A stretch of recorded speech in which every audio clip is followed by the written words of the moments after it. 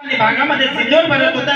हनुमंतराय तिथे आले आणि सीतामाईला गोड असा प्रश्न केला की सीतामाई तुम्ही हे काय करत आहे? तेव्हा माझ्या सीतामाईने सुंदर असं उत्तर दिलं, अरे हनुमंता, अरे हनुमंता, जेवढा महिलेच्या कपाळाला कुंकू जास्त आणि कपाळामध्ये सिंदूर जास्त असते तेवढा आपल्या मालकाचा काय वाढत असते? पुरुष मंडळी काय वाढते? मागचे पुरुष जायचं झालं आहे काय? अरे कपाळ तुमचं कुंकू यायच्या नावाचं, गळा तुमचा मंगळसूत्र यायच्या नावाचं, पायाचे बोट तुमचे जोडवे यायच्या नावाचं। घरी गेले की आपल्या नवऱ्याने विचारा माया नावाचं काय आहे म्हणा तुमच्याजवळ। निघाला पगार बोर्डाच्या गाड्या तशाच हाय काय काही एक एक डोरला यायले बांधून द्या म्हणजे लग्न झालं म्हणजे समज आहे ना ताई?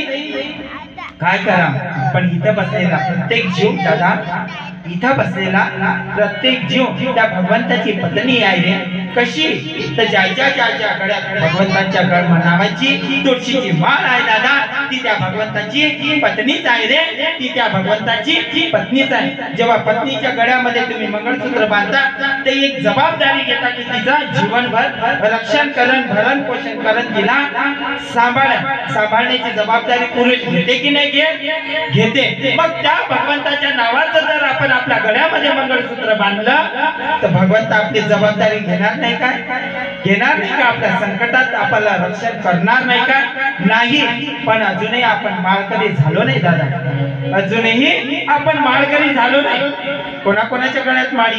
पंढरपुरासारखं सुख नाही रे, कुठंच सुख नाही। म्हणून आम्हाला संत काय म्हणतात, चला हो पंढरी जाऊ जीवाचा जीव लगापाऊ।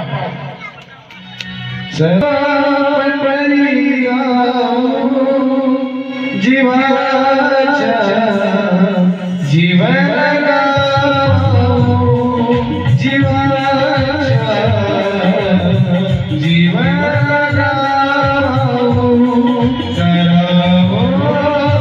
पंढरी जीवाचा जीव लगाऊ, जीवाचा जीव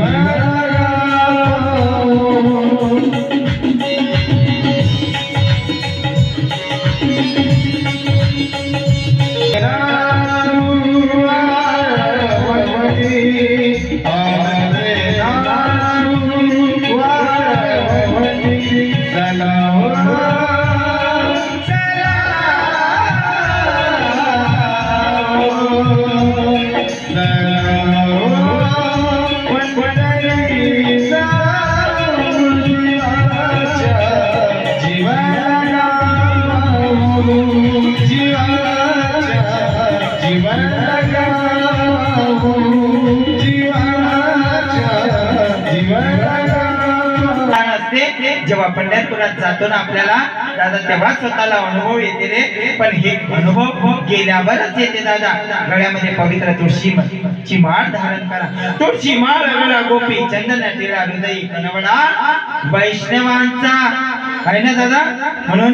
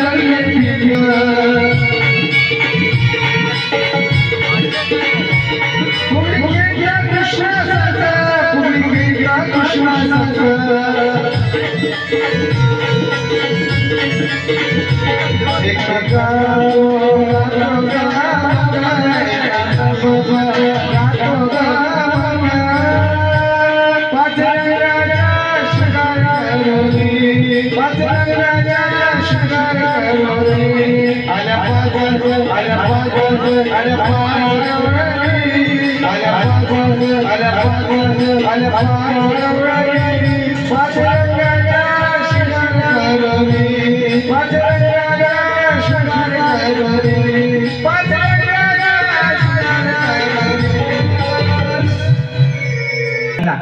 नुसतं आपण काय करतो दादा, सोंगावर जातो ऊस डोंगा परी रस नव्हे डोंगा काय बोललासी भरल्या रंगा, नुसतं वरवर पाहतो दादा. पण माझ्या नाथाला भारुडातून काय सांगायचं आहे हे सर्वप्रथम समजून घ्या रे.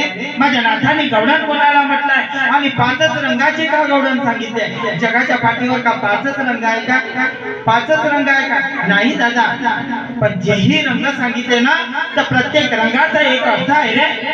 प्रत्येक रंगाचा अर्थ आहे. जगाच्या पाठीवर पाचच रंग नाही, पण हेच रंग का सांगितले? कारण की पांढरा रंग दादा शांतीचं प्रतीक आहे, पिवळा रंग मांगल्याचं प्रतीक आहे, काळा रंग वाईट नजरेपासून आपल्याला बचाव करण्याचा प्रतीक आहे, लाल रंग माझ्या भगव्या ध्वजाचं प्रतीक आहे आणि हिरवा रंग माझ्या देशाच्या हरित क्रांतीचं प्रतीक आहे दादा.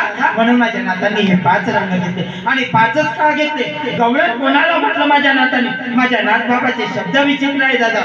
माझ्या नाथबाबाचे शब्द विचित्र आहे. बोल खूप मार्मिक आहे रे, अर्थ खूप मार्मिक आहे. माझ्या नाथांनी गवळण कोणाला म्हटलं तर जो हा 3.5 हाताचा नरदेव बनलाय दादा, हा 3.5 हाताचा जो नरदेव बनलाय त्या देहाला माझ्या नाथांनी गवळण म्हटलं आहे रे. आणि हा देह कसा बनला आहे दादा? आणि ह्या देहात येऊनच आपल्याला भक्ती करण्याची संधी मिळत असते दादा. देवे दिला देह भजन गोमटा. मग ह्या देही येऊन जर आपण भजन नाही केलं तर काय केलं दादा? काय केलं? अरे इथे कशासाठी आलो आहे आपण? कशासाठी आलो? कशासाठी? तिचा शेवटचा गोड व्हावा. मग दिवस शेवटचा गोड करायसाठी काय करा? डीजेवर नाचल्यानं गोड होणार आहे का? डीजेवर नाचल्याने गोड होणार आहे का? का दारू पिऊन गोड होणार आहे? व्यसन करून गोड होणार आहे? नाही दादा, मग भक्ती करून गोड होणार आहे. म्हणून भक्ती करा रे. भक्ती करून या जीवनाचा उद्धार करून घ्या दादा, उद्धार करून घ्या. मला जेवढा भारुडाचा भावार्थ सांगायचा होता तेवढा सांगण्याचा